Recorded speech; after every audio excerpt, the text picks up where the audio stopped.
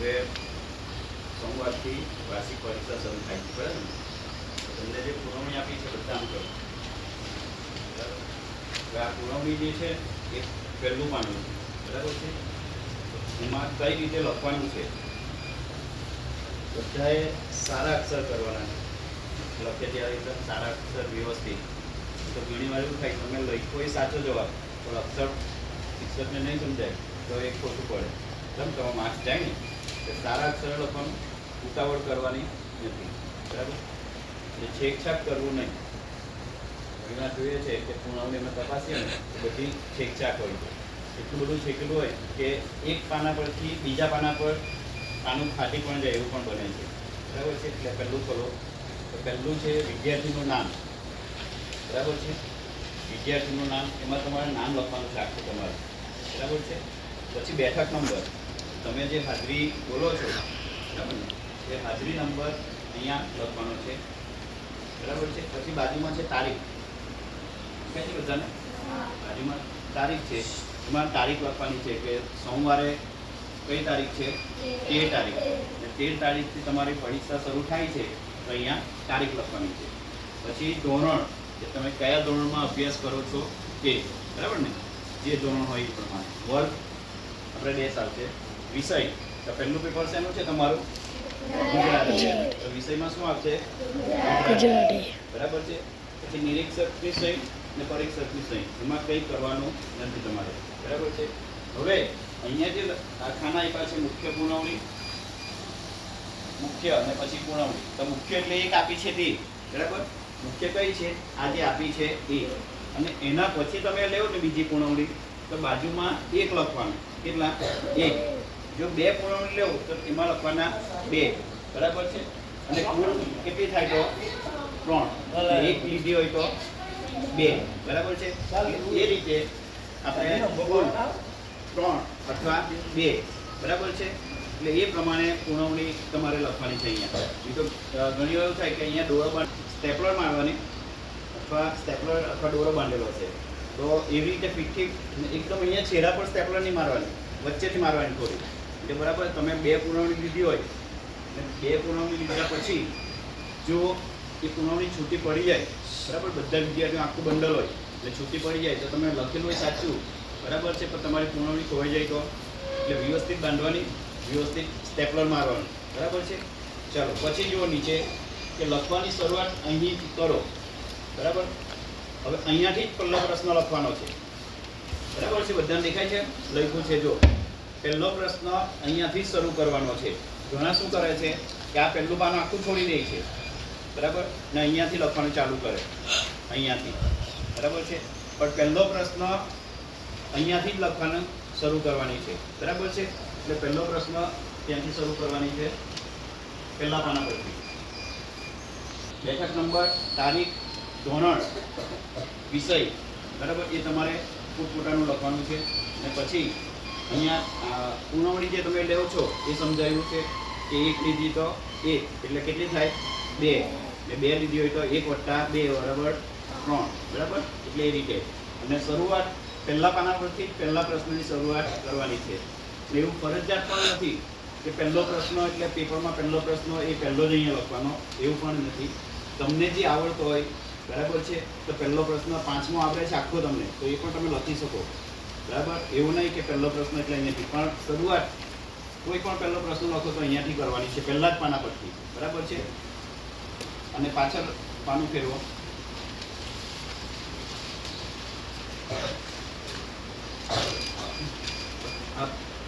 ઘણા એવું કરે છે કે આ પાનું છોડી દે છે પણ આ પાના પરથી બીજો પ્રશ્ન શરૂ કરે, બરાબર છે? જો કદાચ પહેલો પ્રશ્ન અહીંયા જ પૂરો થઈ જાય તો બીજા પ્રશ્ન અહીંયા શરૂઆત કરવાની છે ઉપરથી. આ પાનું છોડવાનું નથી, બરાબર? એક જ પેજમાં આખું પ્રશ્ન પૂરો થઈ જાય તો બીજો પ્રશ્ન નવા પાના પરથી શરૂ કરવાનો છે, બરાબર? નહીં તો શું કરે, પહેલા પ્રશ્ન 1 તો એની નીચે જ પ્રશ્ન 2, પ્રશ્ન 3, બરાબર? એટલે તપાસે ત્યારે અમારે પ્રશ્નો શોધવા પડે છે. એટલે શું કરવાનું કે નવો પ્રશ્ન નવા પાના પરથી લખવાનો, બરાબર છે? નવો પ્રશ્ન નવા પાના પરથી. પછી ઘણીવાર શું કરે છે, આ પાનું આખું છોડી દે છે અને નવી પુરવણી લે છે તમે, બરાબર છે. આટલા વર્ષથી અમે જોઈએ છે, તપાસીએ છીએ, ત્યારે અમને ખબર પડે કે આ પાનું તમે છેલ્લું પાનું છોડી દેવ છો અને બીજી પૂર્ણવણી લેવ છો. જ્યાં સુધી આ છેલ્લું પેજ છે એ પૂરેપૂરું લખાઈ જાય પછી જ તમારે બીજી પૂર્ણવણી લેવાની છે. બરાબર છે? સમજાઈ ગયું ને? આ પેજ આખું લખાઈ જાય પછી તમારે બીજી પૂર્ણવણી લેવાની છે. અને પૂર્ણવણી બીજી તમે જેવી લો તો તમારા ક્લાસમાં જે શિક્ષક હોય એની પાસે તરત સહી કરાવવાની. બરાબર? આમાં સહી થઈ ગઈ તો બીજી લીધી એમાં સહી થઈ ગઈ, બીજી લીધી સહી થઈ ગઈ તો જ એ માન્ય ગણાશે. શિક્ષકની વર્ગ શિક્ષકની સહી હોવી જોઈએ. બરાબર છે? ખંડમાં જે શિક્ષક પરીક્ષામાં આવે, બરાબર, તો એ શિક્ષકની સહી એમાં ફરજિયાત હોવી જોઈએ. તમે એક પૂર્ણવણી લો, 2 કે 3, બરાબર, એટલે તમે જ્યારે પૂર્ણવણી લેવા જાઓ ને ત્યારે એમાં તમારે સહી કરાવવાની છે ફરજિયાત. બરાબર ને?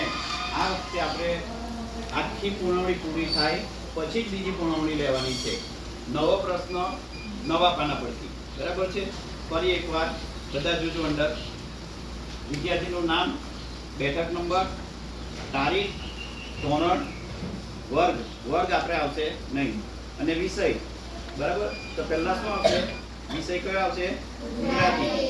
તારીખ 13/4/2026. બરાબર? અને આ જે ખાના આપ્યા છે મુખ્ય, પૂર્ણવણી ને કુલ. મુખ્ય એટલે એક જ. જો તમે એક જ લીધી એટલે કંઈ લખવાની જરૂર નથી. જો તમે બીજી લો તો અહીંયા 1 લખવાનો અને +1 એટલે કેટલી થાય? 2. બરાબર? ને તમારા વર્ગમાં તમારા જે ક્લાસમાં નંબર આવે એ વર્ગની અંદર જે શિક્ષક હોય એની સહી આમાં ફરજિયાત તમારે કરાવવાની રહેશે. તો કરી દેશે, પણ કદાચ ભૂલી જવાય બીજી પૂર્ણવણી લેવ તેમાં, તો એમાં તમારે સહી કરવાની રહેશે.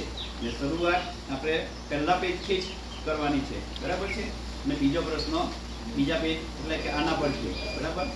એટલે દરેક નવા પ્રશ્નો નવા પાના પરથી આપણે શરૂ કરવાનો છે. બરાબર છે? એટલે પરીક્ષામાં કોઈ પણ પ્રકારનું છેકછાક કરવું નહીં. અક્ષર સારા કરવા, ઉતાવળ કરવી નહીં. બરાબર છે? તમને જેટલું આવે એટલું લખવાનું છે. બરાબર? તમે જેટલું વાંચ્યું હશે, જેટલી મહેનત કરી હશે એટલું તમને આવડશે, એ પ્રમાણે તમે લખશો. બરાબર છે? તો પછી ઘણીવાર એવું પણ થાય કે પ્રશ્નો 5 લખો, બરાબર, તો તમને એક પ્રશ્ન લખાઈ ગયો, બીજો લખાઈ ગયો, ને પ્રશ્ન લખાઈ ગયો પછી જવાબ નથી આવડતો, તો પછી તમે આખું છેકી નાખો છો એને. તો એ છેકવાનું નથી, એ છેકછાક કરવાની નથી. જેટલું આપણે એટલું લખવાનું છે. નવો પ્રશ્ન નવા પાના પર શરૂ કરો, એનો ક્રમ આપી દેવાનો તમારે. બરાબર છે? 1 2 3 4 5. બરાબર? તો પહેલો બીજો નથી આવડતો, ત્રીજો આવડે છે તો ત્રીજો લખી શકાય. બરાબર? એવું નહીં કે પહેલો જ લખવાનો, બીજો. બરાબર? 5 પ્રશ્નો આપ્યા હોય, નીચેનામાંથી કોઈ પણ 5 પ્રશ્નોના જવાબ લખો. બરાબર? કેટલા આપ્યા હોય? એમાં આપ્યા 7, તો તમારે જવાબ કેટલા લખવાના છે? 5. તો તમે શું કરો? જેટલા આવડે એટલા જ લખો છો ને? બરાબર? તો 7માંથી 5 લખવાના છે. બરાબર ને? તો એમાંથી તમે ક્રમ આપીને લખી શકો. બરાબર? ખાલી જગ્યા છે તો ખાલી જગ્યા તમારે પહેલાં લખી દેવાની. બરાબર? એમાં ક્રમ આપ્યો હોય તો એ પ્રમાણે, અને જે ખાલી જગ્યામાં જે આવતું હોય એ પ્રમાણે તમારે લખવાનું છે. બ હોય, બ એટલે જોડકા જોડો. બરાબર? તો એ પણ એ રીતે જ લખવાનું છે. તો ઘણીવાર શું કરે છે, એક બાજુ અ લખે, બ, પછી ખાલી ક્રમ જ લખે, એની સામે કયો ક્રમ આવે, પણ એવું નથી કરવાનું.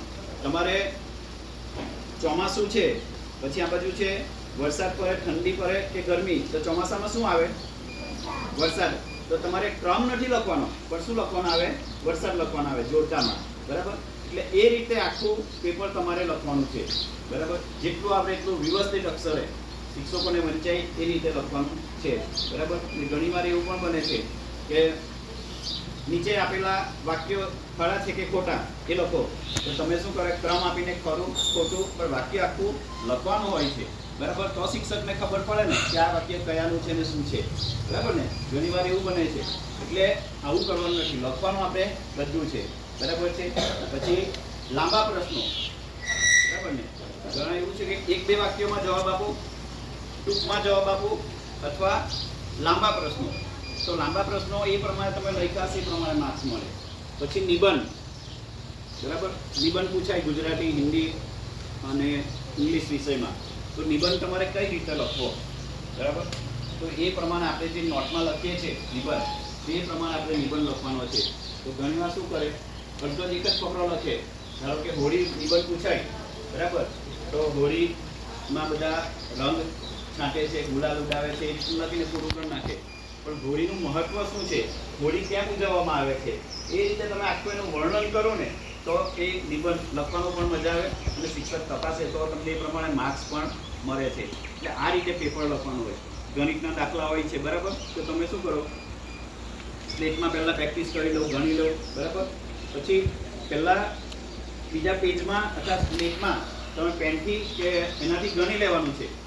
નહીં તો શું કરે, દાખલા ડાયરેક્ટ તમે ગણો છો ને પુરવણીમાં એટલી છેકછાક કરે છે ગણિતમાં કે દાખલાને પહેલાં તમે સમજો, બરાબર, દાખલો પહેલાં સમજો ને પછી ગણવાનો છે. તો ઘણા બધા શું કરે, છેલ્લા પાના પર લખે બધું, પછી ખોટો કરે તો એ પહેલો આખો દાખલો સાચો ગણાઈ જાય પછી તમારે અંદર ઉતારવાનું. નહીં તો ઘણા પેજ બગડે છે, બરાબર છે, એટલે તમારે બીજી પુરવણી લેવી પડે. પણ આપણે પેજ નહીં બગડે, છેકછાક નહીં થાય, સ્વચ્છ અને એકદમ સારા અક્ષરે આપણે આખું પેપર લખવાનું છે, બરાબર છે. જો એસએસમાં નકશો પૂછાય તો નકશો પણ આપવામાં આવશે. ગણિત છે તો ગણિતમાં આલેખ પૂછાયો હોય તો આલેખ પણ આપવામાં આવે.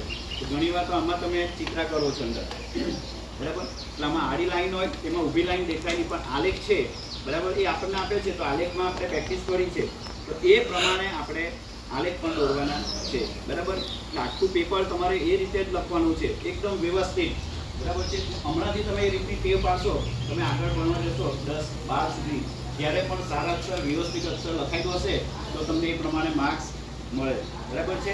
એટલે બધાને બેસ્ટ લક સોમવાર માટે. અને આ પરીક્ષા તમે સારી રીતે તૈયારી કરો, ઘરેથી વાંચો અને સારું પેપર લખો એવી મા સરસ્વતીને પ્રાર્થના. બધાને બેસ્ટ લક.